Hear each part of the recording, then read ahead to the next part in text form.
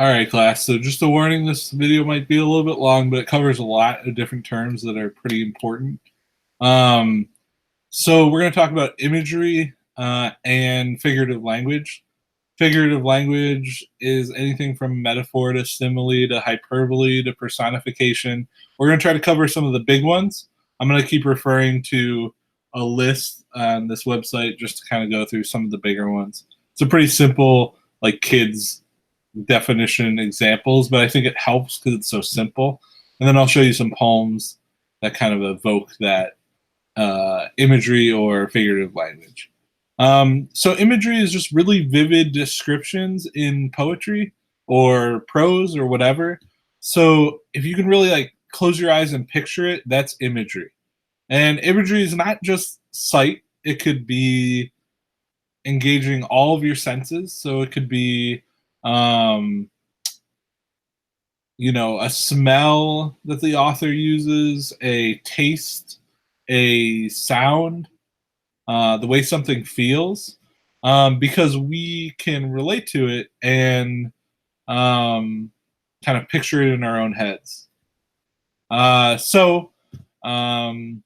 Smell is a really evocative memory, meaning like it's something that you can really picture. Like if I said, what does your childhood home smell like? A lot of you would probably be able to answer that.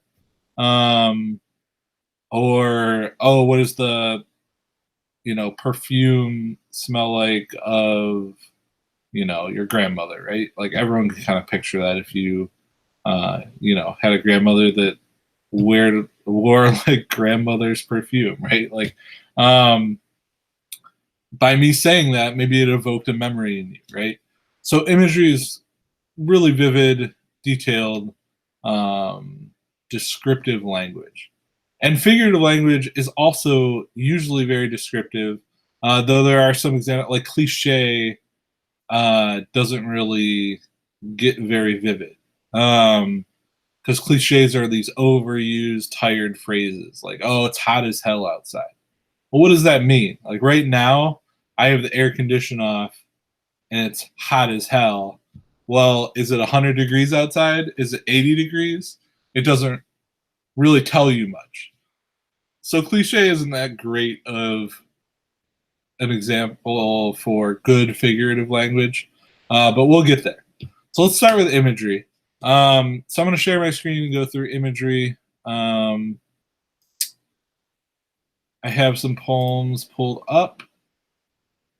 So I love this poem for imagery because it's just so evocative of like an image, but also a sound. There's just a lot going on that's really good. She's also my favorite poet, so I feel like I like her because of how great her images are. So she says, I rose from marsh mud. So right away, we get this like, it's not just mud, but it's marsh mud. So we can picture like a marsh in our head and someone rising from it, right? Algae, equisetum, willows, sweet green, noisy birds and frogs. So now we get some sound. We get that sound of the noisy birds and frogs. We get like a flash of green with like all of this algae and this other like nature, right? And then we get this to see her wed in the rich, rich silence of the church. If you've ever been in a church, it's that silence is something that you could really kind of picture in your head. So she's evoking that image. The little white slave girl and her diamond fronds, an aisle and arch the satin secret collects, united for life to serve silver possess. So we get this like wedding, and we get this bright white in the diamonds and the silence of the church and the satin. We get all these colors, silver. We get all these colors throwing at us. We can really picture this stuff. So this is a great example of imagery. It's just something that you could close your eyes and picture. That's what imagery is. All right, so figurative language. So the biggest ones to cover are metaphor and simile. So let me find some good metaphor. All right, this one's a good example.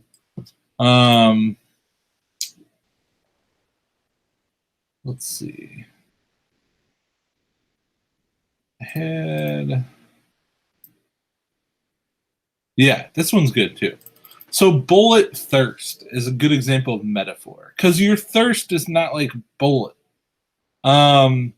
So a metaphor is a direct comparison between two very unlikely things. Thirst and bullet usually don't go together unless you're thinking of like the whiskey. But then we have a simile, which is also a comparison, but it uses like or as. So it begins in me like a bone.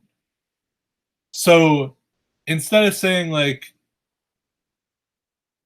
I begin like a bone forming, or I begin a bone forming and like and breaking inside of me, right? Like we don't get that direct comparison. We get the like or as to kind of separate us.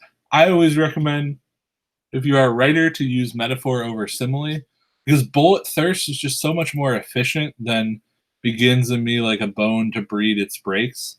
Um, it just evokes an image really quickly with a metaphor. It's really stronger than a simile, and sometimes you don't want stronger. Um, but yeah, let's see. So let's get with the simple examples. So simile would be like busy as a bee. You use the as to compare being busy to a bee. It's also a good example of a cliche. You hear it all the time. Um, Metaphor, you are what you eat, because it's directly comparing you to what you eat. Um, let's move on to personification, because I'm sure it's been drilled in your head what a simile and metaphor is. Personification is giving human characteristics to something that's like an object or something non-human. So my example is America by Allen Ginsberg. It's definitely worth listening to him read it live. But in this, he addresses America as if America is a real person. In this one, where is it? Letter to My Blackout. The author is comparing her drunk blackouts and talking about it as if it's like a person she's writing to. So whenever you use a thing or an object as and give it these human characteristics, then you start to um, use that personification. And actually, I found this. My shirt is skin. Another great example of a metaphor. The shirt is not actually skin. Um, in fact, that might go to what we want to talk about next, which is hyperbole, which is an exaggeration. So, like, imagine that the author of this one is saying, like, my shirt is so thin it's like skin, right? That is obviously an exaggeration. Shirts aren't that thin.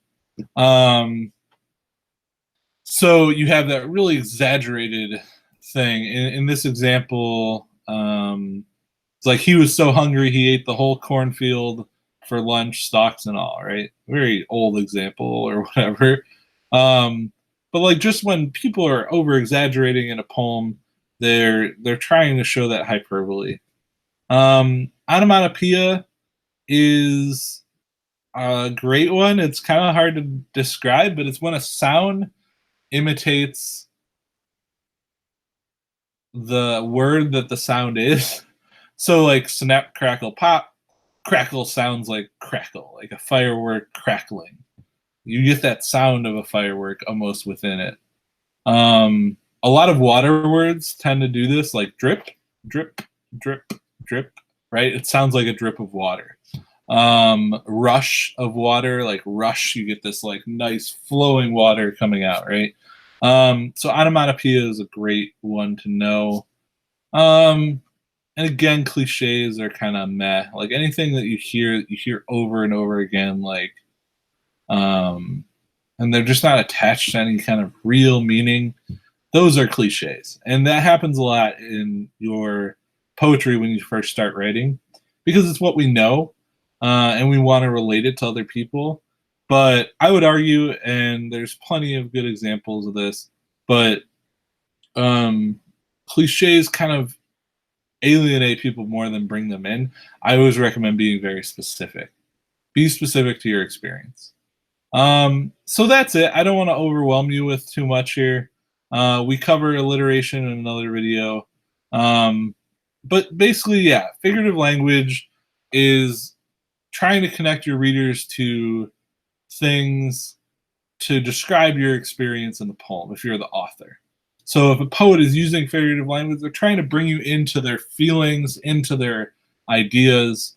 And that's why cliche doesn't really work, because you hear it so often. Like, again, if it's hot as hell outside, your hot as hell is different than my hot as hell. It's much more effective to just be really specific and say it's 101 degrees out, and then maybe connect it to like a metaphor in a way that feels really evocative. And there's so many examples of figurative language out there, and especially metaphor and simile. But here we have personification, my beloved little billiard balls, right? Addressing the billiard balls as if they are people. Patriotic plums is a great example of